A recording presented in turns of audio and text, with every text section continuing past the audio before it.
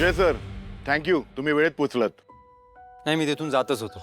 पण साहेब, अशा गोष्टी टाळण्यासाठी कॉलेजच्या परिसरात आपल्याला CCTV वाढवावे लागतील. तुम्ही पुढाकार घेऊन या सगळ्या गोष्टी केल्या तर बरं होईल. हो साहेब, नक्की करू. पण एवढं सगळं करूनही जर घरीच संस्कार दिले गेले नाहीत तर असे राजवीर पुन्हा जन्माला येतील.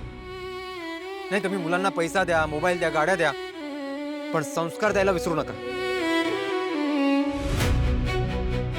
ज्या माझात तुम्ही या मुलीचं करिअर बर्बाद करायला आला होतात ना, त्याऐवजी स्वतःच्या मुलाला योग्य मार्गाकडे वळवण्याचा प्रयत्न केला असतात ना, तर त्या मुलावर आणि तुमच्यावर ही वेळ आली नसती.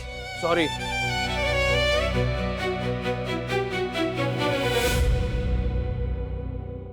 साहेब, तुम्हाला काही लागलं तर मला सांगा, मी येईन चौकीवर. हो साहेब. थँक्यू दादा. हे सगळं आधी का नाही सांगितलंस? मी घाबरली होती. हो, पण यात घाबरण्यासारखं काहीच नव्हतं. तू काही चुकीचं केलं होतंस का? मग कशाला घाबरायचं?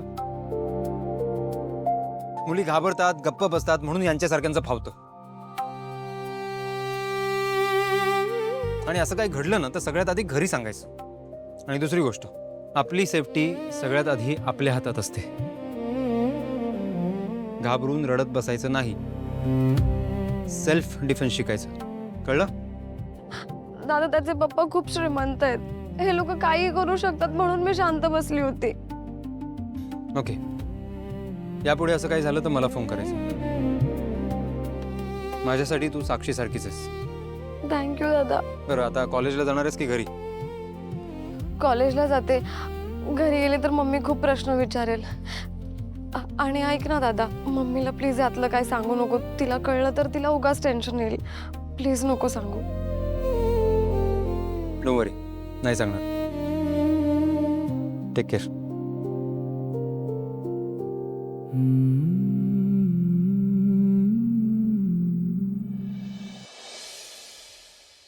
आणि सरांनी गाडी दिली म्हणून मी पोहोचू शकलो यार.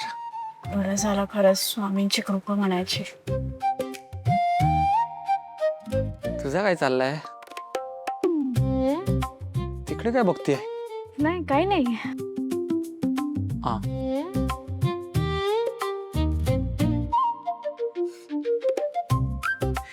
शरू, सगळं ओके ना? नाही म्हणजे कधीपासून बघतोय तू दरवाजाकडेच बघतीये. हा. कोण येणार आहे का? कोण क्लायंट येणार आहे? नाही, ते जय सरांची वाट बघत होते. काय ग शरू, जय सरांचा अटेंडन्स तू घेणार आहेस काय? ए गप्प बसा, माझं इथे काम आणलंय, त्यांना काहीतरी विचारायचंय म्हणून मी बघते कधी येत आहेत ते. बरं, कर कर. मॅक, 2 मिनिट इकडे ये. हा सर. पण अजून कसा नाही आला हा? तब्येत नसेल ना बिघडली परत? काय करू? फोन करू का की मेसेज करू? नाही,